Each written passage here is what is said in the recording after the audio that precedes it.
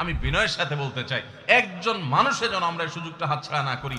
আল্লাহ তাআলা দুনিয়ার আসমানে এসে তারপরে বান্দাকে ডেকে ডেকে বলেন, আলা মিন মুবতালান, তোমাদের মধ্যে কেউ কি অসুস্থ আছো, ফাআফিয়াহু, আমি তাকে সুস্থতা দান করব। আলা মিন মুস্তাগফিরিন ফাগফির লাহ, তোমাদের মধ্যে কেউ কি আছো ক্ষমা প্রার্থনাকারী, আমি তাকে ক্ষমা করে দিব। এভাবে ডেকে ডেকে আল্লাহ তাআলা দিতে থাকেন। 24 ঘন্টার ভিতরে দোয়া কবুলের সবচেয়ে আদর্শ সময়, যে সময়ের দোয়া কবুলের সম্ভাবনা সবচেয়ে বেশি, সেটা হলো ভোর রাতের সময়টা। আল্লাহ সুবহানাহু ওয়া তাআলা ডেকে ডেকে বান্দার ক্ষমা ঘোষণা করেন, বিপদ আপদ দূর করেন, অসুখ বিসুখ দূর করেন। এই সময়টা হলো রাতের শেষ প্রহর, ফজরের আগের সময়টা, তাহাজ্জুদের সময়টা। 11 মাস ধরে আমরা নানা ব্যস্ততার অজুহাতে আমাদের তাহাজ্জুদ পড়ার সুযোগ হয় না, ভোর রাতে ওঠার সুযোগ হয় না। ভাইরা আমার, রমাদানের মাস, আপনি তো সাহরি খাইতে প্রায় প্রতিদিনই উঠছেন। আপনার যেহেতু সাহরি খাওয়ার উদ্দেশ্যে উঠাই লাগে, তো আপনি কেন এই মাসে সাহরির সময় ভোর রাতের এই সময়টাতে যখন আল্লাহর সাধারণ ক্ষমা ঘোষণা করেন, ওই সময়টাতে আপনি কেন শুধুমাত্র খেয়ে পরে আপনি মসজিদে চলে যাবেন ফজরের জন্য?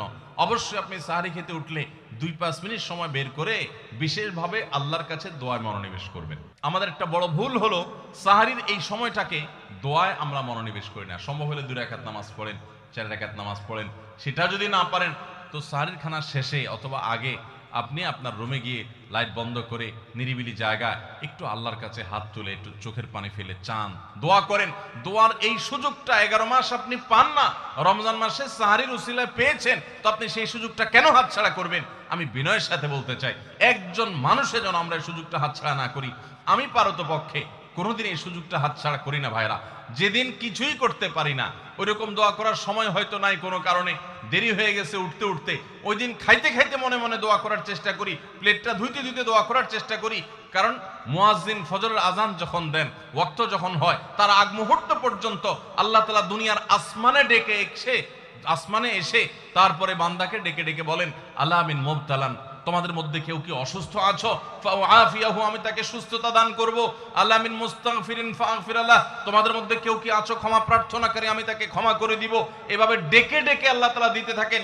টোটাল 24 ঘন্টার মধ্যে যেই সময়টার দোয়া ফেরত দেয়া হয় না, যেই সময়টার দোয়া মিস হওয়ার সম্ভাবনা খুবই কম, আপনার দোয়ার বেসিক শর্তগুলো ঠিক থাকলে এই দোয়া কবুল হওয়ার সম্ভাবনা জোরালো, সেই সময়টা হলো ভোর রাতের সময়টা। রমজান মাসে এই সময়টাতে দোয়ার যে সুযোগ তৈরি হয়, দোয়ার যে বিশাল সুযোগ আপনি পান, এই সুযোগটা হাতছাড়া করে আপনি শুধুমাত্র খেয়ে দিয়ে এই সময়টাকে পার করে দেন, এটা কখনো বুদ্ধিমানের কাজ হতে পারে না। এই জন্য রমজান মাসের ভুলগুলোর মধ্যে থেকে একটা হলো যে সাহরির সময়টাতে, ভোর রাতের সময়টাতে, দোয়া কবুলের গুরুত্বপূর্ণ সময়টাতে আমরা দোয়া তো করিই না। অনেকে ওই সময় আজকাল সাহরি পার্টি বের করেছেন, তামাশা বের করেছেন, অনেকে টেলিভিশনের প্রোগ্রাম দেখেন। কোন চ্যানেলে সাহরির সময়ের কোন প্রোগ্রাম, আমরাও মাঝে মধ্যে এগুলো আগে রেকর্ড করা থাকে। সাহরির সময় আমরা টেলিভিশনে প্রোগ্রাম করতে যাই না, আগে রেকর্ড করা থাকে, সেগুলো চলে। এগুলো হলো তাদের জন্য যারা টেলিভিশনে হারাম জিনিস দেখবে, ওই টাইমটাতে সে যেন হারাম জিনিস না দেখে ভালো কিছু দেখে।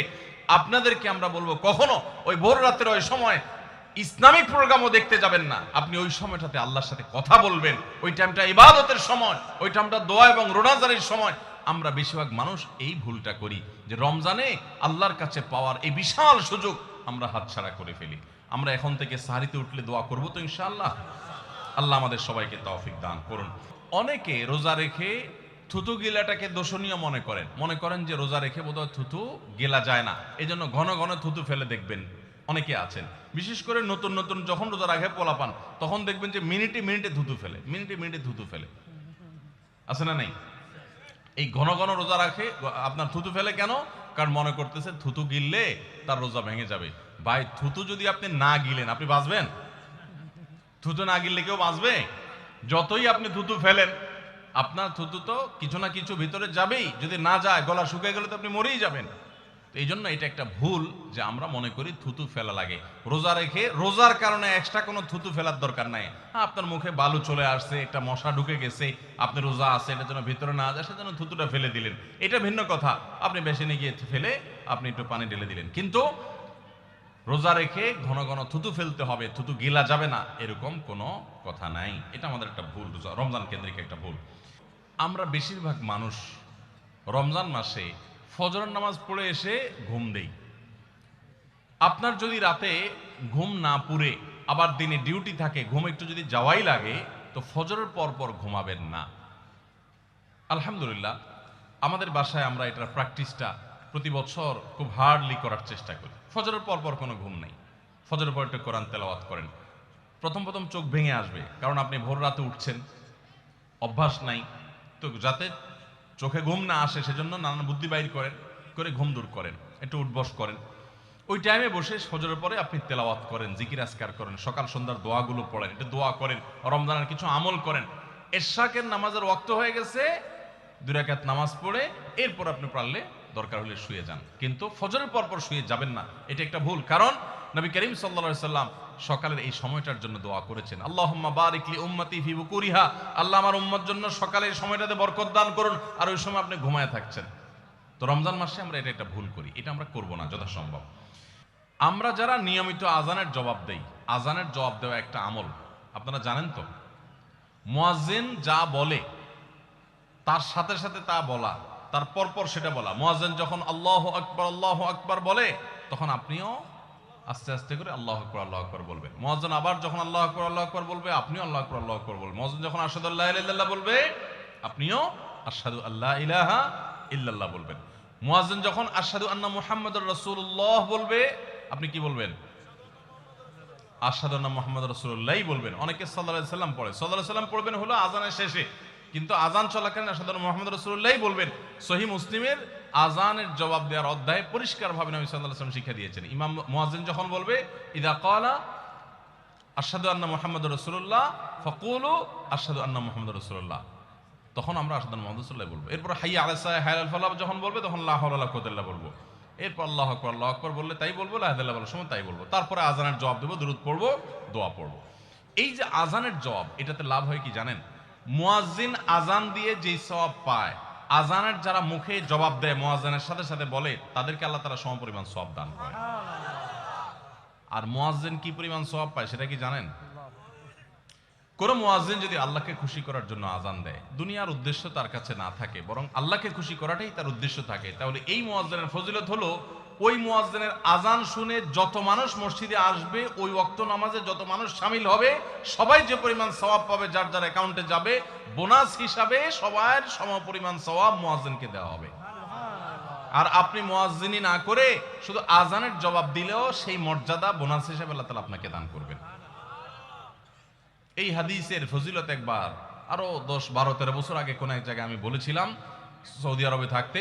তখন এক ভদ্র মহিলা আমাকে বললেন, হুজুর, এই হাদিসটা আপনার কাছ থেকে শেখার পর, জানার পর থেকে আমি মক্কা শরীফের লাইভ আজান নিয়মিত ওই টাইমে, আমি রেডিও শুনি না, মোবাইলে বিভিন্নভাবে লাইভ আজানটা আমি শোনার চেষ্টা করি এবং ওই মুয়াজ্জিনের সাথে সাথে জবাব দেওয়ার চেষ্টা করি। কারণ আমার যখন এটা জানা হলো যে মুয়াজ্জিন যত পরিমাণ সওয়াব পাবে তত পরিমাণ সওয়াব পাওয়া যাবে, তো মক্কার মুয়াজ্জিন সাহেবের আজান শুনে যত মানুষ প্রতি ওয়াক্তে নামাজ পড়ে, এত বেশি নামাজ তো দুনিয়ার অন্য কোনো মসজিদে প্রত্যেক ওয়াক্তে পড়ে না। সো আমি লক্ষ লক্ষ মানুষের নামাজ পড়ার সময় সওয়াব মুয়াজ্জিনের পরিমাণ পেতে চাই, সেজন্য মক্কার লাইভ আজানটা আমি ফলো করি।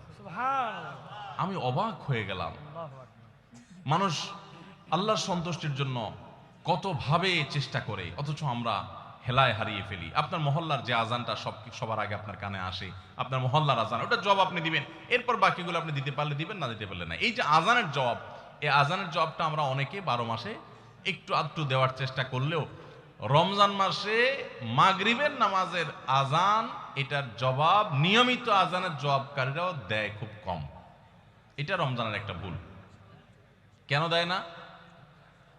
কারণ সেই আসরের পর থেকে নিয়ে 10-12 পদ, 13 পদ, 14 পদ ইফতার সামনে নিয়ে বসে যে দাঁত কচকচ কচকচ করতেছিল, হাতগুলো শুধুমাত্র আকুপাকু করতেছিল যে কখন আপনার বেগুনি ধরবে, কখন পেঁয়াজু ধরবে, কখন বুটমরিতে হাত দিবে। যখন আকুপাকু করতেছিল, সূর্য ডুবছে, মুয়াজ্জিন সাহেব আল্লাহু আকবার হাঁকা শুরু হয়েছে, আর হুমড়ি খেয়ে অমনে ঝাঁপায়া পড়ছে, খাইতে খাইতে কখন আজান শেষ হয়ে গেছে টেরও পায়নি।